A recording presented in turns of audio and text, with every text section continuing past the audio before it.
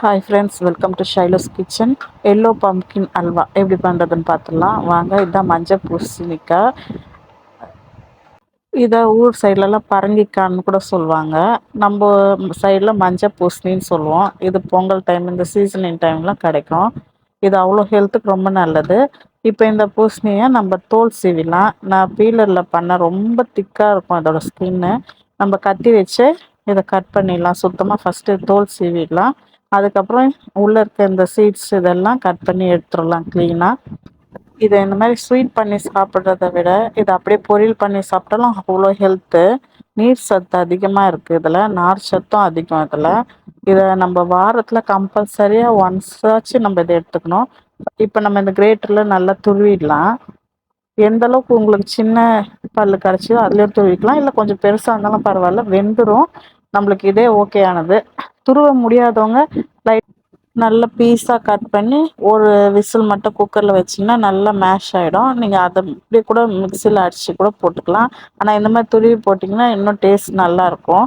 நம்மளுக்கு கேரட் அல்வாவுக்கு எப்படி டேஸ்ட்டு கிடைக்குதோ அதே மாதிரி சாப்பிடும் போது நல்லாயிருக்கும் க்ரன்ச்சியாக.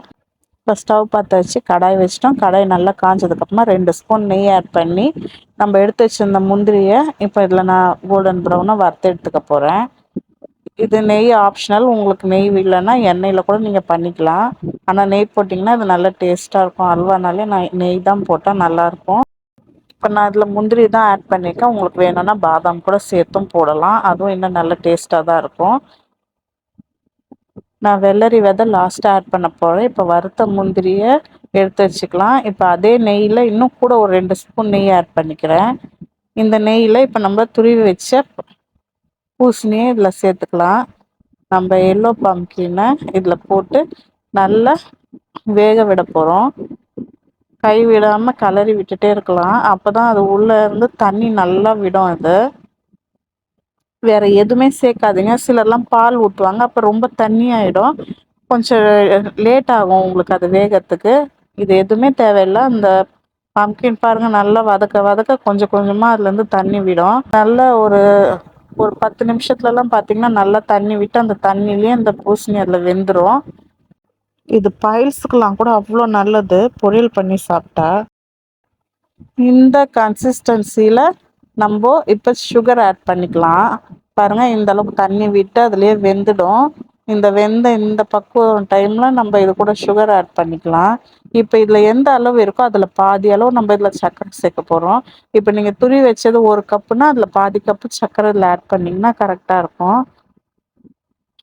நீங்கள் துருவி வச்சு இந்த அளவு பார்க்கறத விட இந்த மாதிரி வெந்ததுக்கு அப்புறமா அளவு பார்த்தீங்கனாலே உங்களுக்கு சுகர் போட்டிங்கன்னா கரெக்டாக இருக்கும். இதுவே எக்ஸ்ட்ராவாகவே இனிப்பு அதிகமாக இருக்கும். ஏன்னா பூசணிலேயே கொஞ்சம் இனிப்பு தன்மை தான் அதிகமாக இருக்கும். இப்போ இந்த சுகர் இதில் ஆட் பண்ணிங்கன்னா பார்த்துட்டு சேர்த்துக்கோங்க. உங்களுக்கு எவ்வளோ சுகர் சாப்பிட்றீங்களோ அதுக்கேற்ற மாதிரி. இப்போ பாருங்கள், கொஞ்சம் கொஞ்சமாக அந்த அல்வா பதம் வருது. அந்த கண்ணாடி பதம் வர்ற டைமில் நான் ஒரு 2 ஸ்பூன் நெய் ஆட் பண்ணியிருக்கேன். ஆப்ஷனல், நீங்கள் வேணும்னா சேர்த்துக்கலாம். இது நல்லா திரண்டு வரட்டும். இப்போ கொஞ்சம் அந்த சர்க்கரை போட்டோடனே கொஞ்சம் தண்ணியாக ஆகி அது திருப்பியும் கட்டி ஆகணும். இப்போ அது தண்ணி விட்டு இப்போ பாருங்கள் ரொம்ப கொஞ்சம் தண்ணியாக வருது. இதுக்கு மேலே இதை நம்ம கலர அல்வா பதம் இறுக்கமாகிடும். அந்த டைமுக்கு நம்ம ஸ்டவ் ஆஃப் பண்ணிக்கலாம். இப்போ இன்னும் கொஞ்சம் நேரம் இருக்கணும். ஒரு 10 நிமிஷத்துலேயே இது நல்லா கட்டிடும். இது கட்டினதுக்கப்புறமா நம்ம முந்திரி நம்மளுடைய இப்போ இதோட கொஞ்சம் வெள்ளரி விதை எடுத்து வச்சுருக்கேன், அதையும் இதில் ஆட் பண்ணிக்கலாம். பூசணியை அரைச்சி கூட குடிக்கலாம். வெள்ளை பூசணியை நல்ல வெயிட் லாஸ் ஆகும்னு சொல்கிறாங்க. ட்ரை பண்ணி பாருங்கள். கடையில் வாங்குகிற இந்த மைதாவில் இந்த கார்ன்ஃப்ளவர்லாம் பண்ணுறதெல்லாம் இல்லாமல் நம்ம இந்த மாதிரி பூசணியில் பண்ணி கொடுக்குற அல்வாவை வீட்டில் செய்து கொடுத்து பாருங்கள். சைட்லலாம் இந்த மாதிரி தான் பண்ணி கொடுப்பாங்க. நம்மளும் நம்ம குழந்தைக்கு ஹெல்த்தியாக செய்து கொடுக்கலாம். விட்டுட்டோம். இந்த மாதிரி மறுபடியும் ட்ரை பண்ணி பாருங்கள். உண்மையில் நார்மல் எல்லா அல்வா விட இந்த பூசணி அல்வா அவ்வளோ டேஸ்ட்டாக இருக்கும். நம்ம ஷைலோஸ் கிச்சனை சப்ஸ்கிரைப் பண்ணாதவங்க சப்ஸ்கிரைப் பண்ணிக்கோங்க. ஒரு லைக் பண்ணிக்கோங்க. ஆல் பட்டன் கிளிக் பண்ணி ஷேர் பண்ணிக்கோங்க. இப்போ பாருங்கள், பூசணி விதை ஆட் பண்ணிட்டேன். நம்ம தோல் சீவி ரெடி பண்ணதாங்க டைமு. மற்றபடி குயிக்காக சட்டுன்னு பண்ணிடலாங்க. ஏன்னா வந்தால் டப்புன்னு பண்ணி கொடுத்துடலாம். செம குயிக்காக செம ஈஸியான ஒரு ஸ்வீட்டுங்க. இப்போ இதுக்கு நம்மளுக்கு அல்வா பதம் வந்தாச்சு. இதில் முந்திரி ஆட் பண்ணிடலாம். செம குயிக்காக ரெடி ஆயிடுச்சு பாருங்கள். எல்லோ பம்கின் அல்வா ரெடி ஆயிடுச்சு. மஞ்ச பூசணி அல்வா சூப்பரா ரெடி ஆயிடுச்சு. மறக்காம ட்ரை பண்ணி பாருங்க. வேற என்னங்க, இப்ப இத டேஸ்ட் பாத்துடலாம்.